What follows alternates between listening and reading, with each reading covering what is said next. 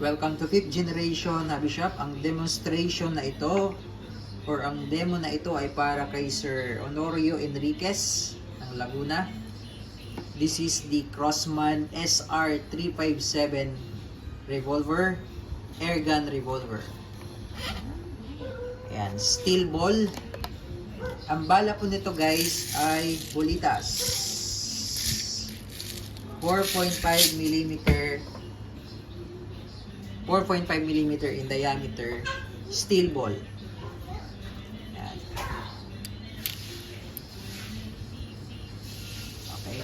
So, bulitas siya na maliliit. 6 inches barrel, 6 shots CO2 powered revolver. Sir, buksan ko na sir yung sealed kasi kailangan nating sirain talaga yung sealed sir para ma-testing.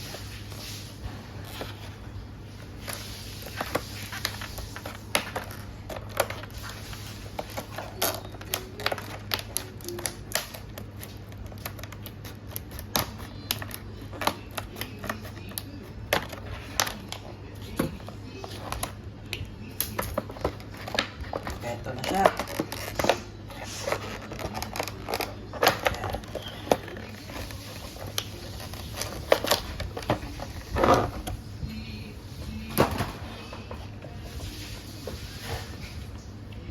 Ayan, SR357 silver chrome revolver. So bali yung haba ng barrel niya ay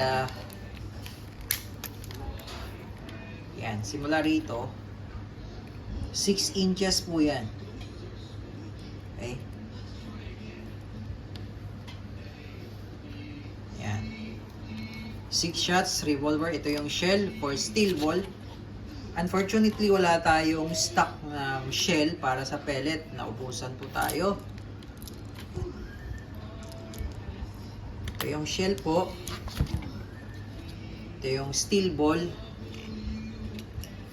Dito po nilalagay yung bala. Hindi po yan mahuhulog dahil rubber po ito. Yan. Sukat na sukat po yan dyan. Medyo masikip pa yan, kaya hindi po siya mahuhulog. On my previous review nito, meron tayong available na shell para dun sa tingga. Pero sa ngayon po, naubusan po tayo. Kasi pwede po siyang gamitan ng pellets or lead pellets, ang tingga. Ayan. So 6 shots po yan. Dito naman po yung CO2. Ayan. So lulod natin.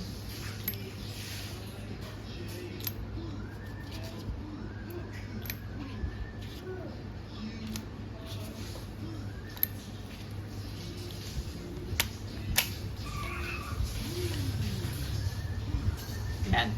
Yung side po nito na-adjust po up and down. Then yung left and right or yung elevation and windage.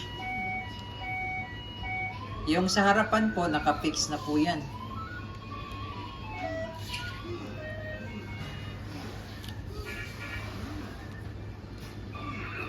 Pwede rin po itong lagyan ng red dot optic. Ito po ay single and double action. All metal po siya. Yung hangin po niya ay CO2 12G.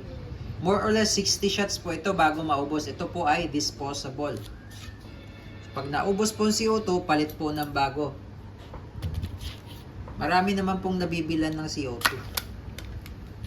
Kahit sa online po meron. Free na rin siyang silicone oil.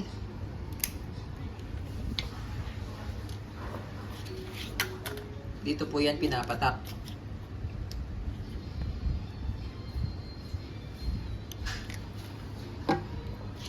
Bago nyo po lagyan ng CO2. Ayan. Iigpitan nyo po. Kailangan po mabilis po. Kailangan mabilis yung pihit. Yan. Okay. And then, meron po itong safety, no? Yan. Makikita nyo po yung S. Yan po ay safe. Yan. Safe. Tapos, pag open naman, push nyo lang. Tulak yung bola. Yan. So, ganun lang po pag open. Push nyo lang ito. Ito, open. Push nyo lang yan. Tapos, tulak.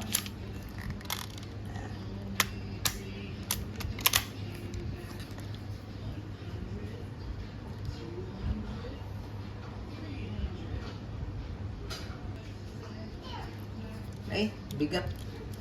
Testing po. SR357 Airgun Revolver by Crossman.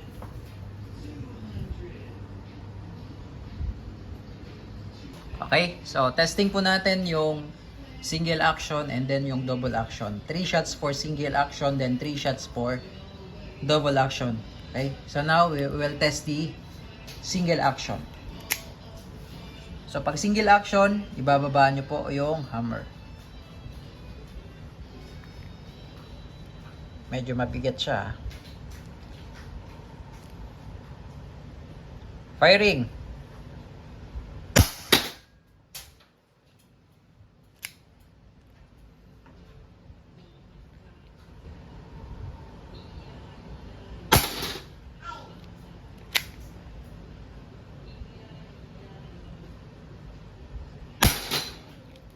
Lakas. Malakas din siya.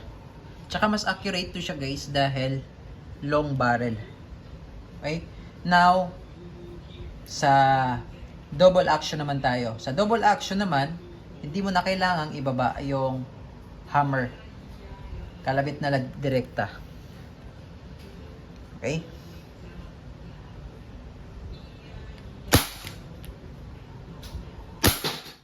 So, kapag double action naman, medyo matigas yung trigger. Kasi malalim po ang revolver. Ang trigger ng revolver. Okay, so naka 6 shots na po tayo. Tapos na po. All goods na po tayo. Crossman SR357 6 inches barrel airgun revolver.